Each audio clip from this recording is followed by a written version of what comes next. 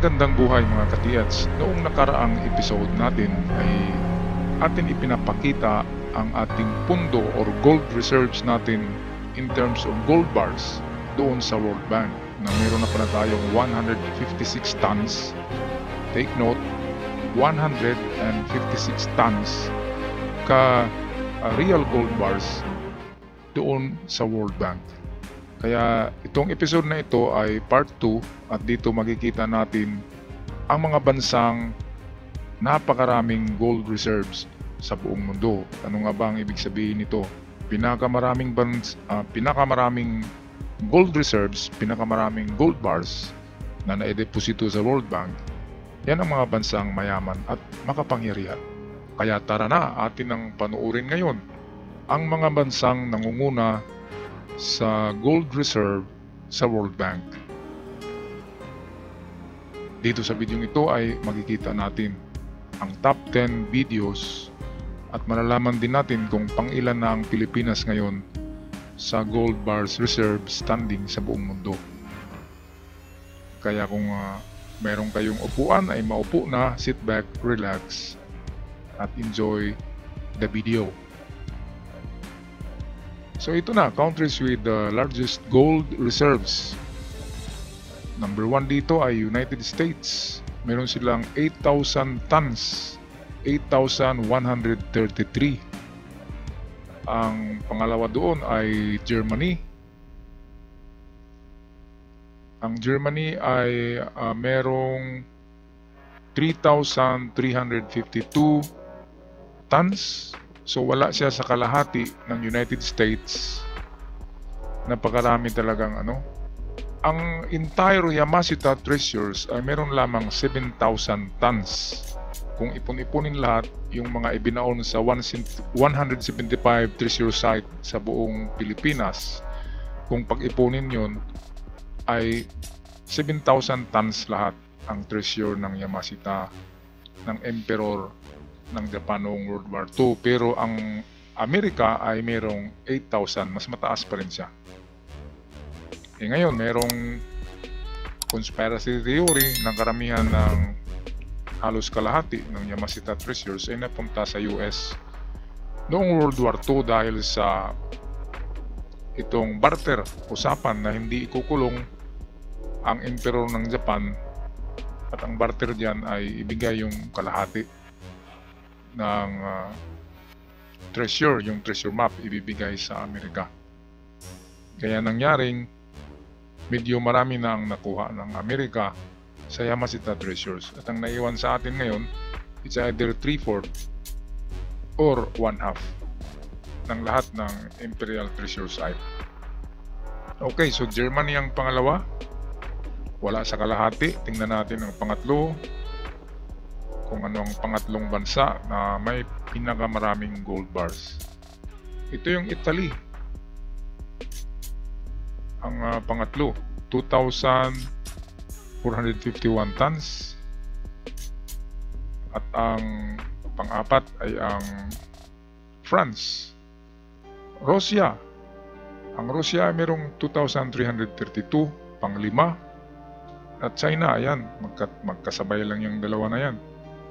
Magkapareho lang ang yaman ng Russia at ng China in terms of gold reserve sa World Bank. Mas mataas pa sa kanila yung kanina, yung France. Kaya mayaman yung France at delikado yan sa giyera kasi maraming resources. Switzerland ay pangatlo sa China. Ang Japan ay mababa kaysa China ng gold deposit. India, 800 tons, powerful nation din yung India. The Netherlands, ito tahimik lang tong Netherlands pero napakarami palang gold reserve. Wala tayo sa kalahati. Ngayon atin tingnan ang Pilipinas kung pang-ilan na tayo sa world standing ng mga gold reserve sa buong mundo. Okay, so eto na tayo. Illustration from number 1, top gold reserves ng Amerika, 8,133 tons. Ay papunta tayo sa Pilipinas kung pang-ilan para malaman natin. Naku, ganyan no. Ganyang kadami ang patong-patong na ginto. Kung mayroong ba yung 8,000 tons. Germany, pangalawa, mayroong 3,000 tons. Italy, pangatlo, mayroong 2,000 tons. France, mayroong 2,000 tons. Russia, 2,000 din. China itong kasunod, katulad ng kanina. At ang kasunod dito ay Switzerland. Mayroong 1,000 tons. Japan, 846. Malapit na tayo sa Japan. Kasunod sa Japan is pang-siyam, India. At ang pang-sampu, pasok sa top 10 gold reserves na napakarami ay ang Netherlands. So yan ang top 10. Ngayon punta tayo sa 11 hanggang sa Pilipinas. So Taiwan, 423, mayaman pala ang Taiwan. Kaya pala inaangkin ng China. Turkey, 411 tons.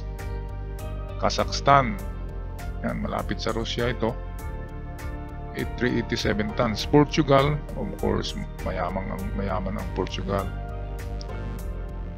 Uzbekistan, 366 tons. Malapit din yan sa Russia. Saudi Arabia, merong 323. United Kingdom, 310. Kalahati tayo sa United Kingdom ng gold reserve. Kasunod dito ay Lebanon, mababa na, 86 lang. Spain ay 281 tons. Austria, 280. Thailand, mas mataas pala sa atin ang Thailand.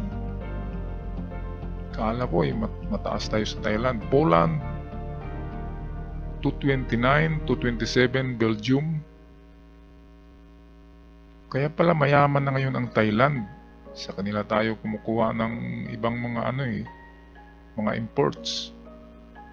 Algeria, 173. Ito, malapit na tayo. Venezuela and the Philippines.